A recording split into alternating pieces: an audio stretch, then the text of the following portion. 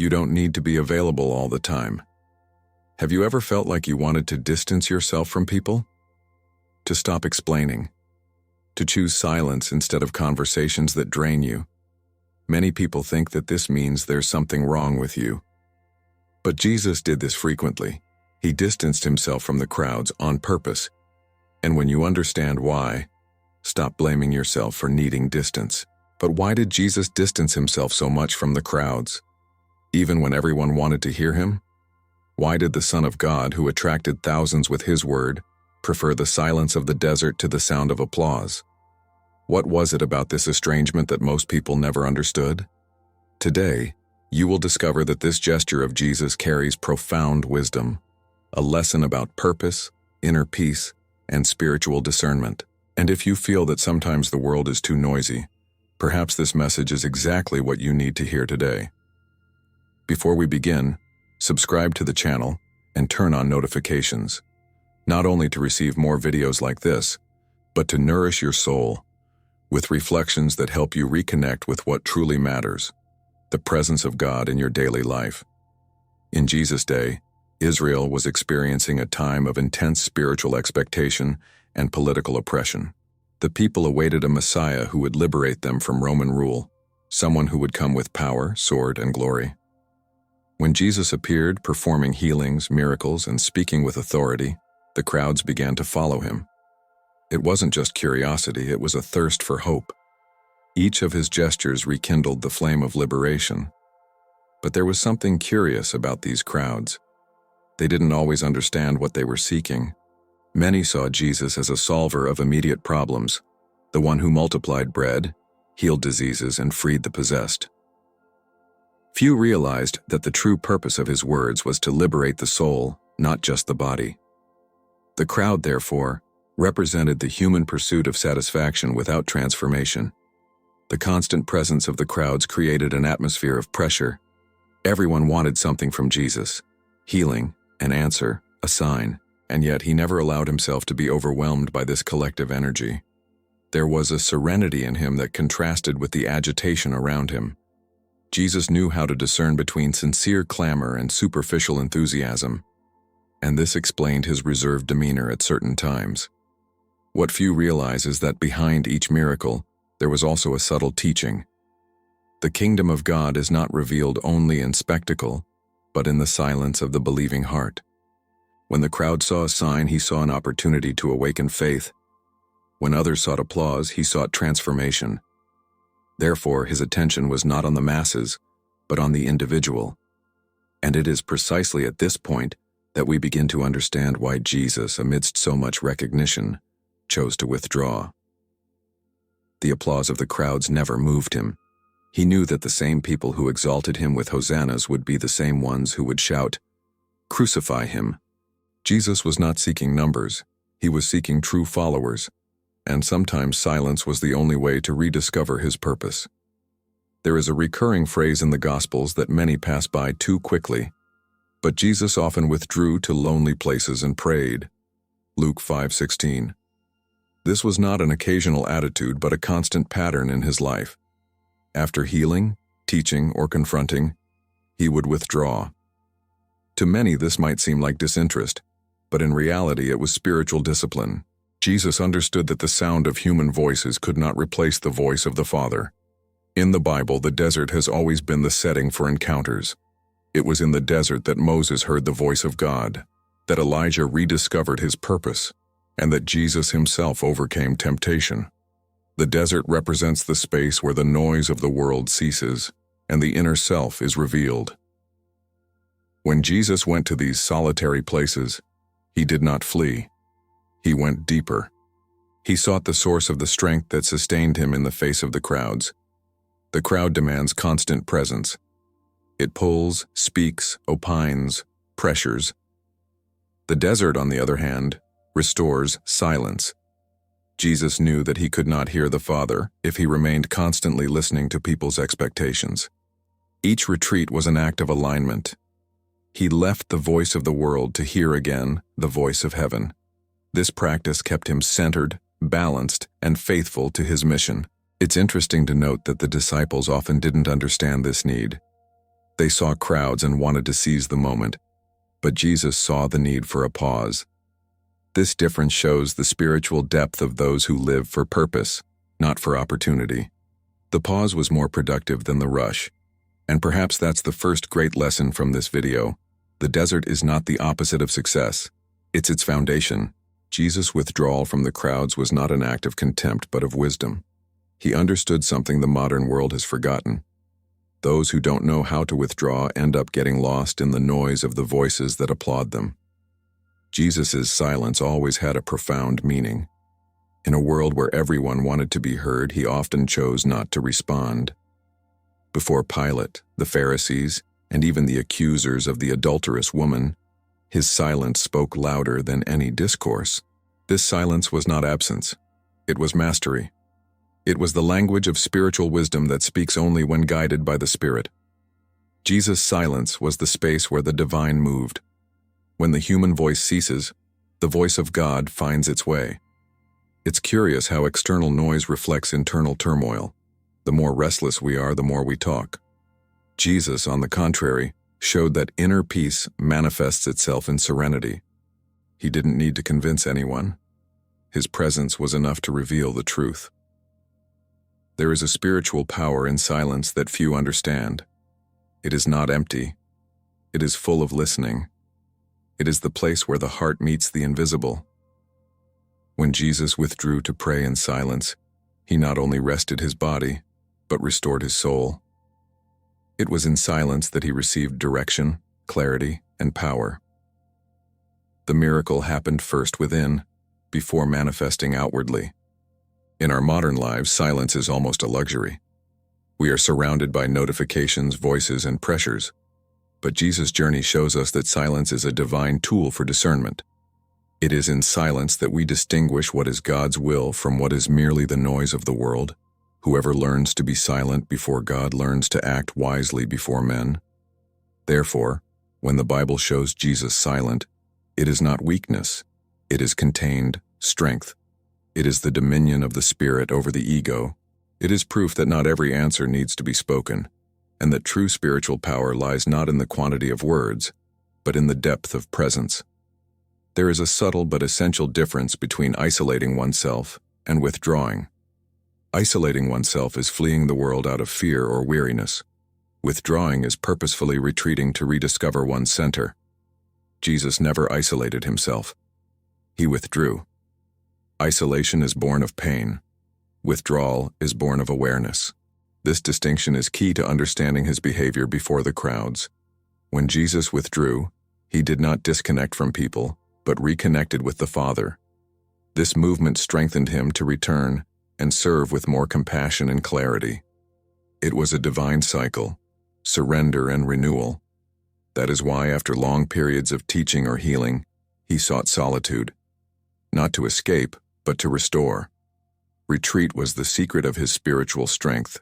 We, on the contrary, confuse recollection with weakness. We live in a time where stopping seems wrong, and silence is seen as absence. But in Jesus' vision, stopping is obeying the divine rhythm. Even God in creation rested on the seventh day. Recollection is the time of inner sowing, the moment when the roots grow in silence before the fruit appears. Isolation creates emotional distance. Retreat generates wisdom. The former distances one from purpose, the latter draws one closer to God. Jesus shows us that true spiritual balance is born from the ability to enter and leave silence with intention. He did not avoid people, but knew when his soul needed rest. That is spiritual maturity. Thus, Christ's example teaches us that withdrawal is not giving up, it is preparing. Withdrawal is not a pause in purpose, it is part of it. And perhaps this is one of the greatest spiritual lessons. Those who learn to withdraw out of love return to the world with more light, more compassion, and more discernment. Even though he was the Son of God, Jesus prayed constantly. This simple observation reveals something profound. Even those who were one with the Father felt the need to reconnect with him. Jesus' prayer was not ritual, it was relationship. In moments when the world cried out for miracles, he sought silence and communion. This is the essence of true spirituality, taking pauses not to escape life, but to align oneself with life's divine purpose. When Jesus withdrew, it was not merely to rest his body, but to restore his soul. Prayer was the point of realignment between the human and the divine. He did not pray to change God's plan, but to align himself with it. This intimacy with the Father kept him centered amidst the chaos, immune to the pressures and expectations of the crowds. It was there in secret that he found direction. The scriptures show that Jesus prayed in all circumstances, before choosing his disciples, before performing miracles, and even before the cross. This demonstrates that his public strength was sustained by his private life. Those who saw him in action saw the reflection of an intimate life of prayer. This is one of the greatest spiritual curiosities of the Bible. The strength of the public Christ came from the hidden Christ. Intimacy with God is not built amidst noise, but in secret. Jesus said, "When you pray, go into your room, close the door, and pray to your Father, who is unseen." Matthew 6:6. He taught us that true spiritual power is born from inner connection, not outward performance. Prayer, therefore, is not about talking a lot. It's about being present. Therefore, when Jesus withdrew from the crowds, he was actually drawing closer to God. His absence from people was his presence in the Spirit. He showed that ministry without intimacy becomes mere activism, and that even the Son of Man needed to stop and listen to the Father. If he, being who he was, prayed constantly, how much more do we need this daily encounter? Jesus' fame grew rapidly. Crowds followed him, leaders watched him, and even enemies feared him. But at no point did he allow himself to be swayed by public approval. This is one of the most powerful demonstrations of spiritual self-control in history. While many sought recognition, he sought obedience. Applause never moved him. Purpose did. In John 6:15 there is a revealing episode. Jesus, knowing that they were about to come and take him by force to make him king, withdrew again to a mountain by himself. Even in the face of human glory, he chose anonymity.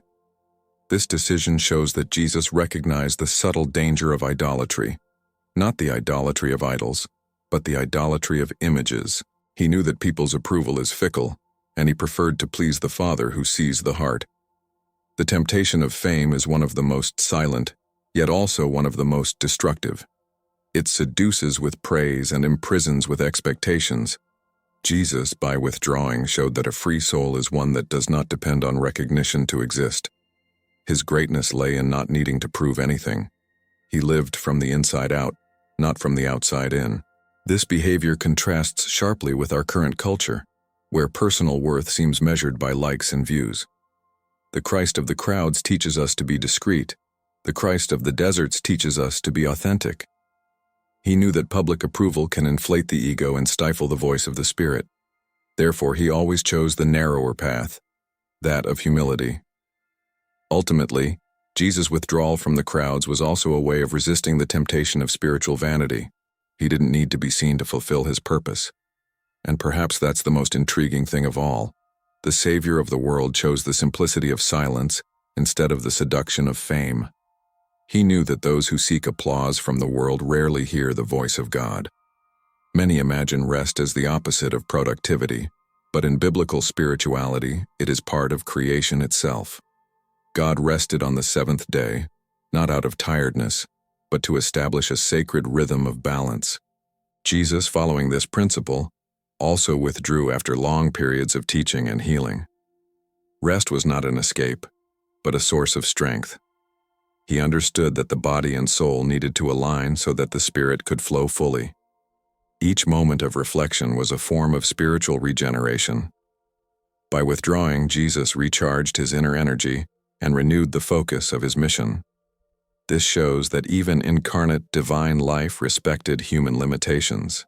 This intentional pause was a gesture of wisdom, not weakness. In rest, he prepared for the next step, showing that action and rest are part of the same divine movement. Jesus' rest was also an act of faith. When we rest, we demonstrate trust in God, as if saying, "Even when I am not acting, the Father continues to work." This kind of trust frees the heart from anxiety and control.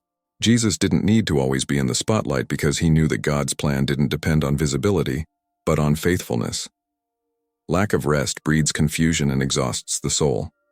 Christ himself invited us, "Come to me, all you who are weary and burdened, and I will give you rest." Matthew 11:28.